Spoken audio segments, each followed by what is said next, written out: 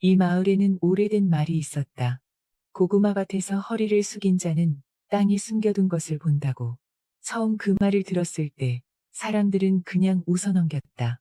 고구마를 캐려면 당연히 허리를 숙여야 하는 것이니 그게 무슨 대단한 말이냐고. 하지만 버드나무골에서 오래 산 노인들은 달리 말했다. 그 말은 고구마 이야기가 아니라고. 허리를 숙일 줄 아는 사람만이 땅 아래 묻혀 있는 것을 볼 수 있다는 뜻이라고. 그리고 땅 아래 묻혀 있는 것은 고구마만이 아니었다. 기다림도 있었고 슬픔도 있었고 오래전에 이름을 잃어버린 사랑도 있었다. 버드나무골은 조선 후기 작은 고을의 끝자락에 자리한 마을이었다. 마을 어귀에 수백 년 묵은 버드나무 한 그루가 서 있었는데 봄이면 실처럼 늘어진 가지가 바람에 흔들렸고 겨울이면 앙상한 가지만 남아 하늘을 긁었다. 그 버드나무 아래로 좁은 길이 이어졌고 길 끝에 낮은 산등 성이를 따라 다락농과 밭이 펼쳐졌다. 고구마 밭은 그 밭들 중에서도 가장 늦은 곳에 있었다. 빗물이 모이는 곳, 햇볕이 늦게 들어오는 곳. 그러나 땅이 가장 깊고 기름진 곳. 머슴들이 일하는 땅이었다. 허리를 굽혀야만 들어갈 수 있는 땅이었다. 이 이야기는 그 땅에서 시작되었다. 그리고 그 땅에서 아무도 예상하지 못한 방식으로 끝이 났다. 옥순이 버드나무 꼴에 내려온 것은 그의 늦가을이었다. 나이는 51였고 양민 출신의 과부였으며 고을 장터에서 배를 팔아 20여 년을 살아온 여인이었다. 남편은 12해 전 전염병으로 세상을 떠났다. 자식은 아들 둘이 있었는데 둘 다 장가를 들어 저마다의 살림을 꾸리고 있었다. 자식들이 어미를 외면하는 것은 아니었다. 명절이면 얼굴을 비추었고 끼니를 굶기지는 않았다. 그러나 자식의 집에서 옥수는 언제나 손님이었다. 며느리의 밥상을 받는 손님, 아들의 눈치를 보는 손님, 오래 머물면 짐이 되는 손님. 옥수는 그것을 탓하지 않았다. 그저 장터로 돌아와 배를 폈다. 그것이 옥순의 하루였고 옥순의 삶이었다. 그런데 어느 날 아침 장터에 나가 자리를 펴면서 옥순은 문득 멈추었다. 손에 들고 있는 배를 바라보았다. 무명배였다. 20년 동안 팔아온 것이었다. 결을 손가락으로 더듬으며 옥수는 생각했다. 이것이 어디에 쓰이는지 나는 알고 있는가. 배는 옷이 되고 옷은 몸을 감싼다. 그것은 안다. 그러나 내가 판 이 배가 누구의 몸을 감쌌는지, 누구의 홀레복이 되었는지, 누구의 수의가 되었는지 옥수는 단 한 번도 알지 못했다.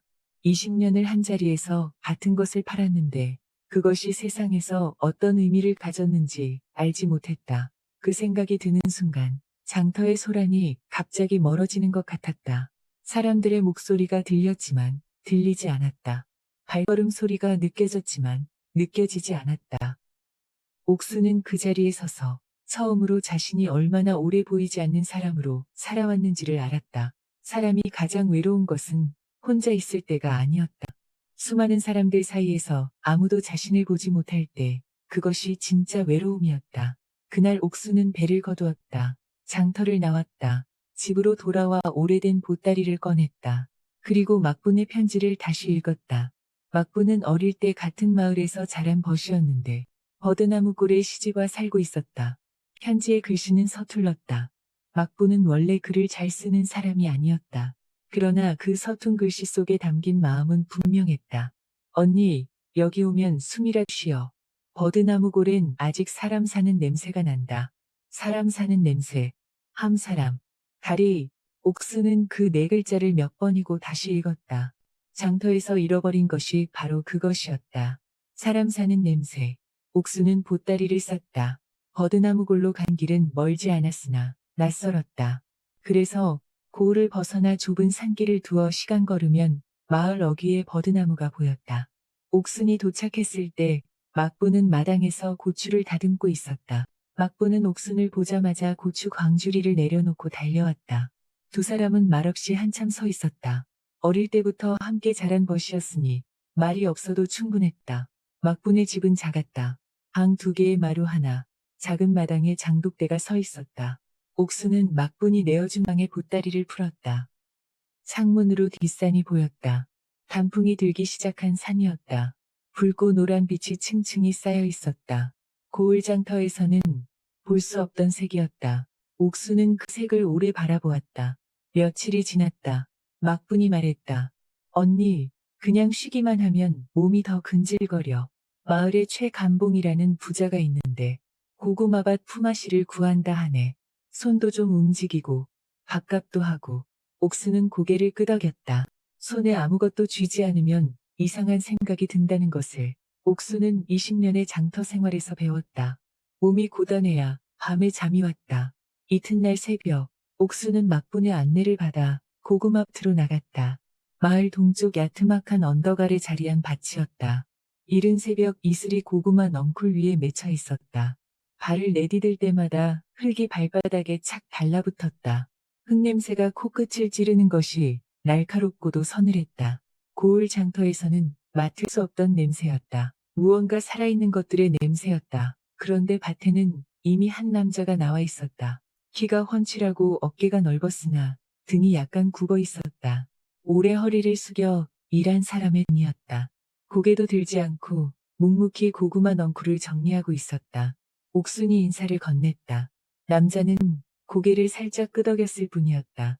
덕수라 하오. 세 글자였다. 그것이 전부였다. 막분이 나중에 귓속말로 알려주었다.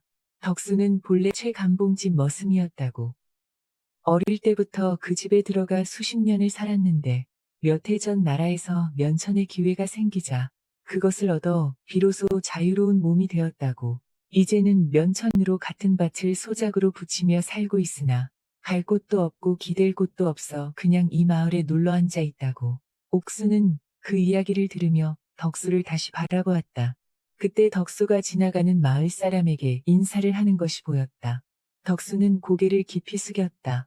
필요 이상으로 깊이. 상대방은 이미 지나쳐가고 있었는데도 덕수는 한참 동안 고개를 든 줄 몰랐다. 옥수는 그 모습을 보면서 가슴 어딘가가 조용히 아파왔다. 저 남자는 자신이 그러고 있다는 것을 모르고 있었다. 수십 년 동안 머슴으로 살면서 몸에 밴 것이었다. 나라에서 면천 문서를 내려준다고 해서 없어지는 것이 아니었다. 사람이 몸으로 익힌 것은 마음이 잊었다 해도 몸이 기억했다. 면천은 신분을 바꾸었지만 그 오래된 고개 숙임은 아무도 거두어가지 않았다. 말이 없는 사람이 차가운 것은 아니었다. 다만 너무 많은 것을 잃어 말의 무게를 알게 된 것뿐이었다. 덕수가 일하는 법을 가르쳐 줄 때도 말은 짧았다. 이쪽부터 캐시오. 줄기 따라 손을 넣으면 다치지 않소. 그것이 전부였다. 그러나 그 짧은 말 속에 필요한 것은 다 들어 있었다. 옥수는 그 말대로 했다. 줄기를 따라 손을 넣으니 고구마가 다치지 않고 통째로 나왔다. 작은 것이었지만 제대로 하는 것과 그렇지 않은 것은 달랐다. 덕수는 그것을 알고 있었다. 일주일이 지났다. 옥수는 고구마밭 일에 조금씩 익숙해졌다. 처음엔 허리가 끊어질 것 같았으나 이제는 한나절쯤은 버틸 수 있었다. 손도 거칠어졌지만 마음은 오히려 편안해졌다. 매일 아침 밭으로 나올 때 덕수가 먼저 나와 있었소. 덕수가 있으면 어쩐지 그 하루가 더 단단하게 느껴졌다. 옥수는 스스로도 그것이 이상하다 여기면서도 그 이상함을 애써 지우려 하지 않았다. 그해 가을은 유달리 더웠다. 한낮이면 땀이 등줄기를 타고 흘러내렸다. 어느 날 오후, 옥수는 너무 지쳐 그늘을 찾아 바다에 있는 낡은 곳간으로 들어갔다. 농기구를 보관하는 곳이라 들었는데 아니 확실히 서늘했다. 곳간 안은 생각보다 정갈했다. 호미와 낫이 벽에 가지런히 걸려 있었고 가마니들이 한쪽 구석에 차곡차곡 쌓여 있었다. 그런데 벽 한쪽에 무언가가 걸려 있었다. 작고 정교한 대나무 바구니였다. 겨우 고구마 서너 개 담길 만한 크기였는데 엮음이 얼마나 고른지 반듯하고 단정했다. 그러나 그것을 만든 것은 장인이 아니었다. 바구니의 결을 보면 알 수 있었다. 기술보다 정성이 앞선 솜씨였다. 서툴지만 공들인 손길이 배어 있었다. 오래 들여다볼수록 그 공들임이 더 또렷하게 느껴졌다. 옥수는 잠시 망설이다 바구니를 벽에서 내렸다. 마침 밭에서 캐온 고구마 몇 개를 담을 것이 필요했기 때문이었다. 가볍게 들어올리려는 순간 발소리가 들렸다. 덕수가 곳간 문을 열고 들어오다 옥순의 손에 들린 바구니를 보았다. 그의 얼굴이 순간 하얗게 변했다. 덕수는 두 걸음 만에 다가와 바구니를 가볍게 그러나 단호하게 빼앗았다. 옥수는 너무 놀라 뒤로 한 발 물러섰다. 덕수는 바구니를 두 손으로 꼭 껴안고 서 있었다. 아무 말이 없었다. 숨소리도 들리지 않았다. 옥수는 미안하다는 말을 하려다 덕수의 얼굴을 보고 입을 다물었다. 그것은 화난 얼굴이 아니었다. 무언가 너무 소중한 것이 건드려져서 온몸이 굳어버린 얼굴이었다. 한참 후 옥순의 눈이 바구니 손잡이 부분에 가닿았다. 손잡이를 엮은 대나무테의 작은 글씨가 새겨져 있었다. 가는 칼로 조심조심 새긴 듯한 글씨였다. 두 글자였다. 복동. 옥수는 자신도 모르게 그 이름을 눈으로 읽었다. 그리고 조심스럽게 입을 열었다. 복동이가 누구여? 덕수는 한참 동안 아무 말이 없었다. 바람 소리만 곳간 문틈새로 흘러들어왔다.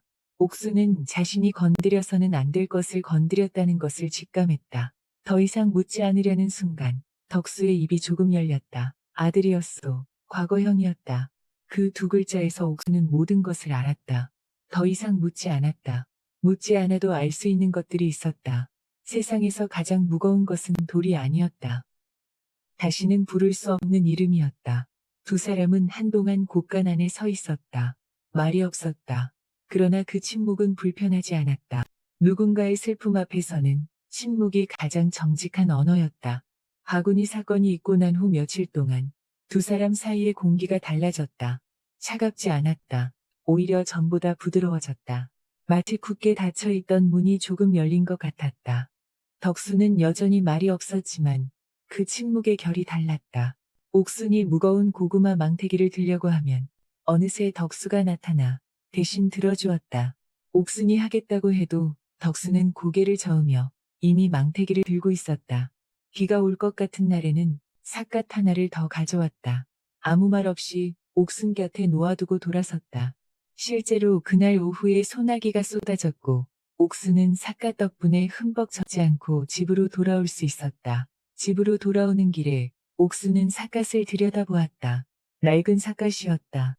테두리가 닳아 있었고 안쪽에 기름이 배어 있었다. 오래 쓴 것이었다. 그 오래된 삿갓을 자신을 위해 가져온 덕수의 마음이 느껴졌다. 누군가 나를 생각해 주었다는 것. 그것이 이토록 큰 일이었나 하고 옥수는 생각했다. 점심시간이면 두 사람은 밭두렁에 나란히 앉아 각자 싸운 것을 먹었다. 어느 날부터 덕수가 삶은 고구마 하나씩을 건네기 시작했다. 염분도 보충하고 배도 채우시오. 짧은 말이었다. 그런데 옥순의 마음이 이상하게 흔들렸다. 그냥 고구마 하나였다. 그런데 왜 그렇게 마음이 뭉클했을까? 20년 동안 장터에서 살면서 누군가 옥순을 먼저 생각해서 무언가를 건네준 적이 없었다. 고구마를 받아들며 옥순은 생각했다. 이 남자는 아침에 고구마를 삶으면서 나를 생각했을까? 그 생각이 드는 순간 고구마가 더 뜨겁게 느껴졌다. 고맙소. 옥순이 말하면 덕수는 그냥 고개를 끄덕였다. 말은 없었지만 그 끄덕임에서 별것 아니라는 뜻이 담겨 있었다. 그러나 옥순에게는 별것 아닌 것이 아니었다. 고구마 밭이 달라 보이기 시작했다. 처음에는 그냥 일하는 공간이었는데 이제는 무언가 소중한 것이 조용히 자라나는 곳이 된 것 같았다. 고구마보다 더 값진 것이 이 밭에서 익어가고 있었다. 그리고 겨울이 왔다. 버드나무골의 겨울은 일렀다. 찬바람이 산 너머에서 내려오면 고구마밭의 넝쿨이 하룻밤 사이에 까맣게 죽었다. 수확이 끝난 밭은 텅 비어 있었다. 발자국이 남을 만큼 눈이 내렸다. 어느 이른 아침, 옥순이 막부네 집 부엌에서 아침을 준비하다 문을 열었다. 차가운 공기가 얼굴을 덮쳤다. 그런데 눈길을 끄는 것이 있었다. 문 앞에 굵은 나무가 가지런히 쪼개져 묶여 있었다. 한 나름되는 묶음이었다. 굵기도 고르고 쪼개진 면도 반듯했다. 누군가 공을 들여 쪼갠 것이었다. 그런데 거기에는 아무 말도 없었다. 그런데 아무 말도 가리다. 그런데 아무 말도 가리땅았는데. 그런데 아무 말도 가리땅았는데. 가리땅았는데. 가리땅았는데. 가리땅았는데. 가리땅았는데. 가리땅았는데. 쪽지도 없었고 이름도 없었다. 그냥 나무만 있었다. 옥수는 땅을 보았다. 눈 위에 발자국이 있었다. 집신 발자국이었다. 큰 발이었다.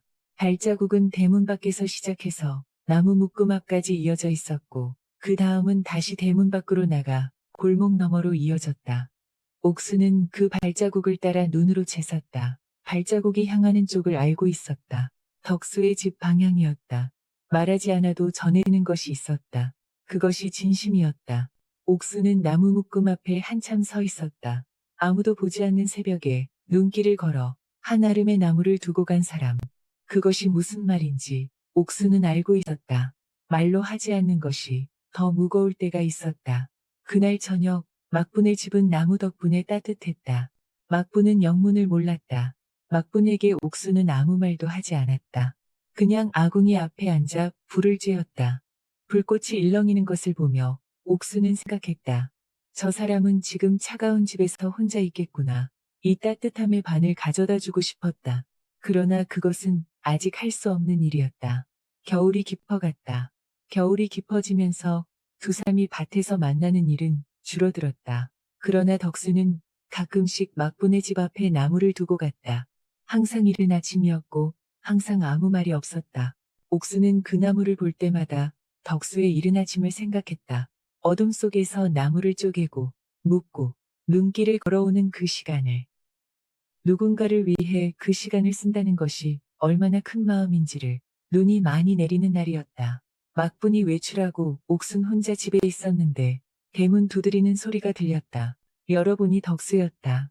손에 뭔가를 들고 있었다. 작은 질그릇이었다. 안에 뭔가가 담겨 있었다. 식혜요. 직접 만든 것이요. 덕수가 말했다.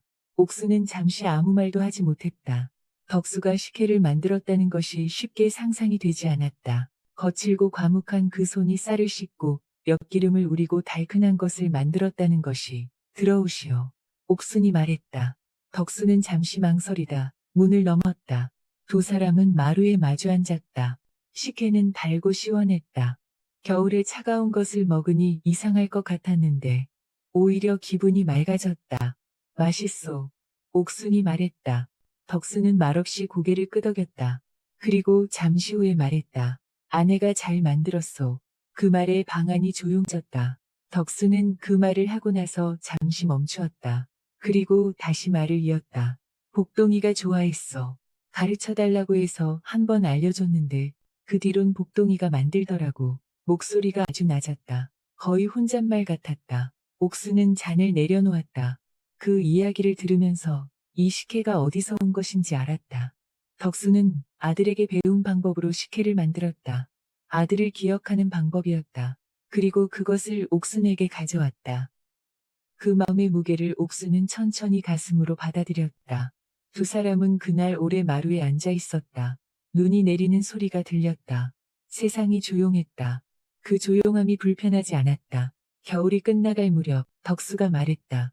봄이 오면 같이 고구마를 심읍시다. 짧은 말이었다. 그러나 그 말이 얼마나 큰 말인지 옥수는 알았다. 봄을 함께 기약하는 것이었다. 겨울을 지나 봄까지 함께 있겠다는 것이었다. 옥수는 고개를 끄덕였다.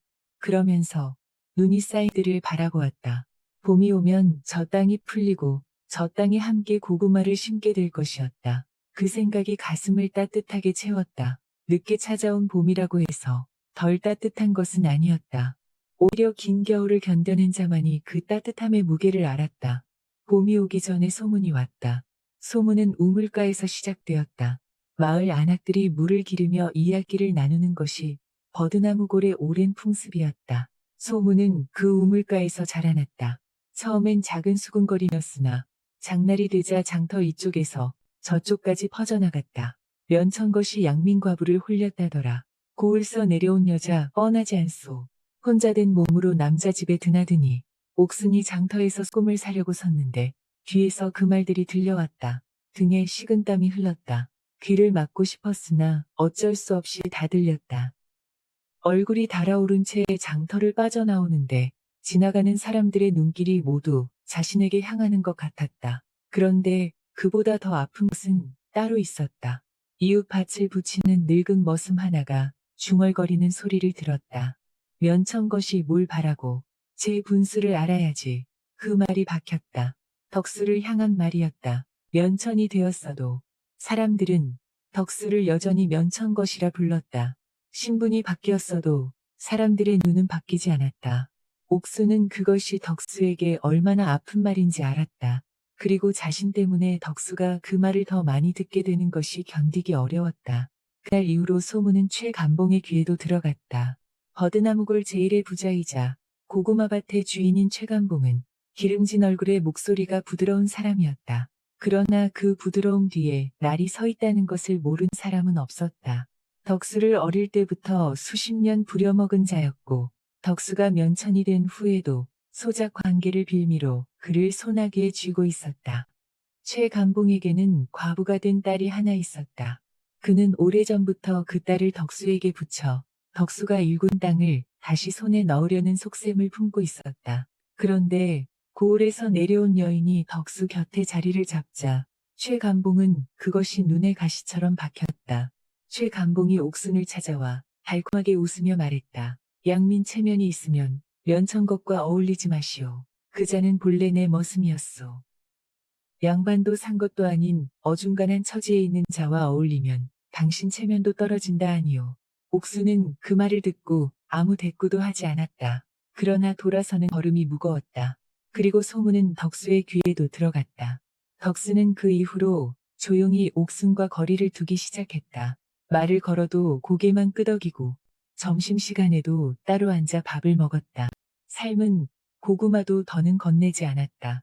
눈길도 마주치지 않았다. 옥수는 이유를 알 수 없었다. 아니, 알고 싶지 않았다. 다만 그 거리감이 칼처럼 가슴을 찔렀다. 밭에서 가장 힘든 시간이 점심시간이었다. 각자 멀리 앉아 밥을 먹었다. 덕수는 저쪽 밭두렁에, 옥수는 이쪽 그늘 밑에, 고구마이랑 몇 개 사이였는데 두세 개처럼 멀게 느껴졌다. 남들의 눈총은 겨울바람처럼 차가웠지만 정작 두 사람 마음을 갈라놓은 것은 바람이 아니라 두려움이었다. 며칠이 지났다. 막부는 그 변화를 알아채고 옥순에게 물었다. 덕수 서방이랑 무슨 일 있었어? 옥수는 고개를 저었다. 막부는 더 묻지 않았다. 그러나 막부는 혼자 알고 있었다. 최감봉이 움직였다는 것을. 그리고 막부는 오래된 일이 생각났다. 막부의 남편도 머슴이었다. 최감봉이 부리던 머슴이었다. 남편은 겨울에 최감봉의 명으로 혹한해 외양간 지붕을 고치다 땅에 떨어졌다. 그리고 그 겨울을 넘기지 못했다. 막부는 그 뒤로 최감봉 앞에서 한 번도 목소리를 높인 적이 없었다. 무서웠기 때문이었다. 그냥 살아야 했기 때문이었다. 막부는 그 침묵을 오래 가슴에 묻고 살았다. 그러던 어느 날 일이 터졌다. 최감봉이 고구마밭에 나타났다. 마을 사람 몇이 지켜보는 앞이었다. 최감봉은 큰 소리로 말했다. 덕수, 이번 소작 계약은 끝이오. 이 밭에서 나가시오. 강봉이 연천이 되었다고 해서 양민 과부 꼬드기는 집까지 허락된 것은 아니오. 마을 사람들이 멈추었다. 모두 덕수를 바라보았다. 덕수는 잠시 동안 아무 말이 없었다. 고개를 숙이고 있었다.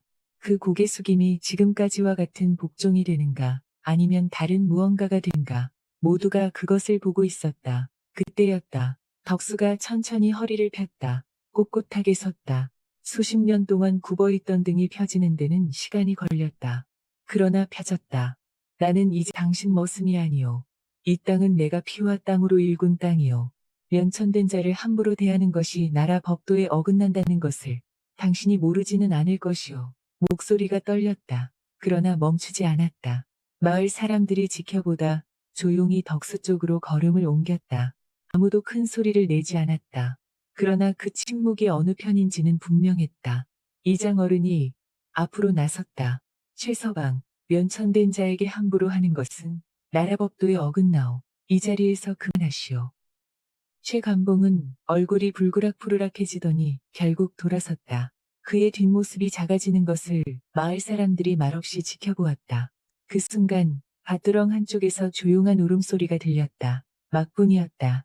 막분은 밭두렁에 쪼그려 앉아 손으로 입을 막고 울고 있었다. 아무도 그 이유를 묻지 않았다. 그러나 막분 자신은 알고 있었다. 남편이 끝내 하지 못한 일을 오늘 덕수가 해냈다는 것을. 살아있는 자가 해내는 것이 때로는 죽은 자의 한을 풀어주었다. 막분의 눈물이 마른 땅 위에 떨어졌다. 옥수는 막분 곁에 조용히 앉았다. 두 사람은 말없이 함께 울었다. 덕수의 등을 바라보면서 그날 저녁 최감봉의 딸 소월이 막분의 집을 찾아왔다. 소월은 아버지를 닮지 않은 여인이었다. 눈 깊고 말이 적었다. 옥순이 문을 열자 소월이 말했다. 잘 됐소. 그분은 그런 사람이 필요했소. 그것뿐이었다. 소월은 돌아섰다. 옥순은 한동안 그 자리에 서 있었다. 소월의 그 짧은 말이 길게 설명한 어떤 말보다 더 많은 것을 담고 있었다. 소월도 아버지의 뜻대로 살기를 원하지 않았던 것이었다. 그리고 그 말은 옥순에게 허락 같은 것이었다. 세상의 모든 것이 반대해도 이 한 사람이 잘 됐다고 했다. 그것으로 충분했다. 그날 밤 덕수가 막분의 집 앞에 나타났다.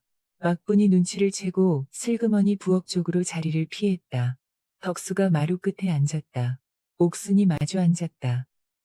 덕수가 말했다. 내가 멀리한 것은 당신이 싫어서가 아니오. 당신이 다치는 것이 무서웠소. 나는 면천 출신이오. 사람들이 나를 어떻게 보는지 알고 있소. 내 곁에 있으면 당신이 손가락질 받는다는 것도 알고 있어. 그래서 멀리했소. 옥순이 말했다. 나도 무서웠소. 소문이 무섭고 눈길이 무서웠소. 하지만 더 무서운 것이 있었소. 당신이 없어지는 것이 무서웠소. 이 일주일이 정말 길었어. 덕수가 고개를 들어 옥순을 바라보았다. 그의 눈에 무언가 촉촉한 것이 맺혀 있었다. 덕수가 천천히 말했다. 나는 당신이 내 남은 날들을 빛나게 해줄 사람이라고 생각하지 않소. 다만 당신과 함께라면 남은 날들을 버틸 수 있을 것 같소. 그 말에 옥순의 눈에서 눈물이 흘렀다. 화려한 말이 아니었다. 달콤한 말도 아니었다. 그러나 그것은 진심이었다. 남은 날들을 버티겠다는 것.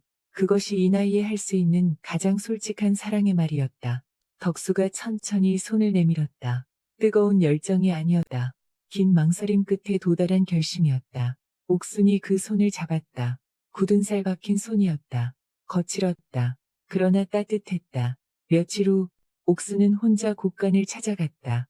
마지막으로 바구니를 제자리에 돌려놓으려 했다. 자신이 함부로 건드렸던 그것을 곳간문을 조심스럽게 열고 바구니를 제자리 벽에 걸려는 순간 바구니 안에서 무언가가 떨어졌다. 작게 접힌 종이 한 장이었다. 먹물이 오래되어 바른 글씨였다. 옥수는 집어서 내려놓으려 했다.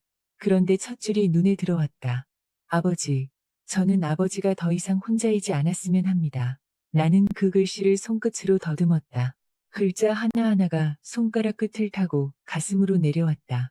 그리고 그제야 알았다. 이 고구마 밭으로 나를 이끈 것은 우연이 아니었다는 것을. 뒤에서 발소리가 들렸다. 덕수가 곳간 문 앞에 서 있었다. 옥순의 손에 들린 편지를 보았다. 이번에는 빼앗으러 달려오지 않았다. 그냥 그 자리에 서 있었다. 덕수가 천천히 곳간 안으로 들어와 가만히 위에 주저앉았다. 고개를 숙였다. 그 아이가 죽기 사흘 전에 쓴 것이요. 다 쓰지 못했소. 목소리가 떨렸다. 복동은 16살에 세상을 떠났다. 아버지 덕수에게 배옷 한 벌을 지어드리고 싶어 고을 장터에 배를 사러 가던 길이었다. 그날 장터 한 귀퉁이에서 불이 났다. 불은 빠르게 번졌고 복동은 그 안에 있었다. 덕수는 그날 밭에서 일하고 있었다. 아들이 자신을 위해 장터로 떠났다는 것도 모른 채 그 장터에서 옥수는 20년을 배를 팔았다. 그 아이가 사러 간 배를 자신이 팔았을지도 모른다는 생각이 스쳤다. 세상의 인연이란 이토록 얽히고 얽히는 것인지 옥수는 아무 말도 하지 못했다. 말이 나오지 않았다. 손이 떨렸다. 옥수는 천천히 편지를 다시 접었다. 그리고 바구니 안에 조심스럽게 넣었다. 한지. 그리고 바구니를 덕수의 손에 쥐어주었다. 덕수는 바구니를 받아 두 손으로 꼭 쥐었다. 눈물이 떠지지는 않았다. 다만 턱이 미세하게 떨렸다. 아들의 마지막 바람은 아버지의 빈손을 채워줄 누군가였다. 그리고 그 누군가는 이미 와 있었다. 두 사람은 그 곳간 안에서 한참을 말없이 앉아 있었다. 복동의 이름이 새겨진 바구니가 두 손 사이에 있었다. 그것이 셋을 이어주고 있었다. 살아있는 두 사람과 이미 떠난 한 아이를. 봄이 왔다. 버드나무골의 봄은 버드나무가 먼저 알려주었다. 앙상했던 가지에 연두빛 새순이 돋기 시작하면 그것이 봄의 시작이었다. 눈이 녹고 땅이 풀렸다. 고구마밭의 흙이 부드러워졌다. 옥순과 덕수는 이른 아침에 밭으로 나갔다. 각자 고구마 줄기를 한 단씩 들고 있었다. 거창한 의식은 없었다. 사주를 맞추거나 혼서지를 주고받지도 않았다. 두 사람에게는 그런 것이 필요하지 않았다. 그저 이 땅 앞에 함께 서는 것으로 충분했다. 둘이 나란히 쪼그려 앉아 고구마 줄기를 하나씩 땅에 꽂았다. 처음으로 함께하는 파종이었다. 흙이 손가락 사이로 스며들었다. 촉촉하고 따뜻했다. 겨우내 얼어있던 땅이 다시 살아나는 냄새가 났다. 옥수는 그 냄새를 깊이 들이마셨다. 처음 이 밭에 왔던 날의 냄새와 같았다. 그러나 느낌은 달랐다. 그때는 낯선 냄새였다. 지금은 집 같은 냄새였다. 두 사람이 줄기를 꽂아가며 일하는데 덕수가 한쪽 끝에 가서 줄기 없이 장대 하나를 꽂았다. 옥순이 바라보았다. 그 장대 위에 덕수가 복동에 바구니를 걸었다. 봄바람이 불었다. 바구니가 살며시 흔들렸다. 마치 그 아이가 위에서 내려다보며 고개를 끄덕이는 것 같았다. 이장 어른이 밭길을 지나다 멈추어 서서 두 사람을 바라보았다. 그리고 천천히 고개를 끄덕이고 길을 갔다. 밭두렁에서 막분이 그 모습을 바라보고 있었다. 막분은 아무 말도 하지 않았다. 다만 소매로 눈가를 훔쳤다. 그날 저녁 옥수는 혼자 밭에 남아 있었다.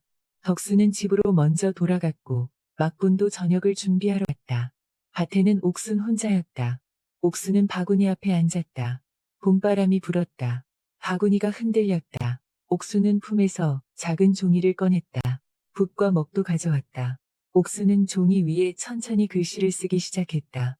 손이 떨렸다. 글씨가 고르지 않았다. 그러나 멈추지 않았다. 복동에게 쓰는 편지였다. 정광단, 한 번도 만난 적 없는 아이에게 아버지가 얼마나 그 이름을 그리워하는지, 이 봄날 고구마밭이 얼마나 따뜻한지, 그리고 네 마지막 바람이 이루어졌다는 것을 다 쓰고 나서 옥수는 종이를 접었다. 바구니 안에 넣었다. 이제 바구니 안에는 두 통의 편지가 있었다.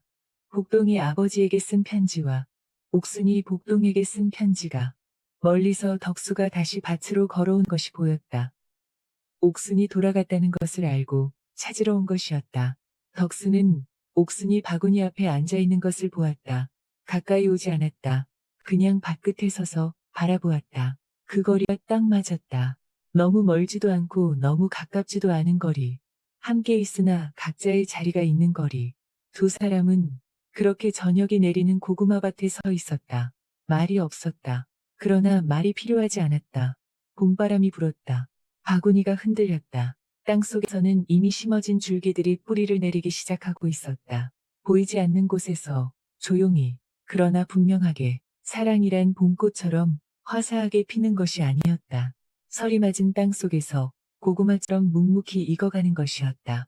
그리고 가장 낮은 곳에 허리를 숙인 자만이 땅이 숨겨둔 것을 알 수 있었다. 버드나무골 고구마밭에는 그해 봄, 한 번도 만난 적 없는 두 사람이 자라고 있었다. 죽은 아이와 다시 살아나는 어른들이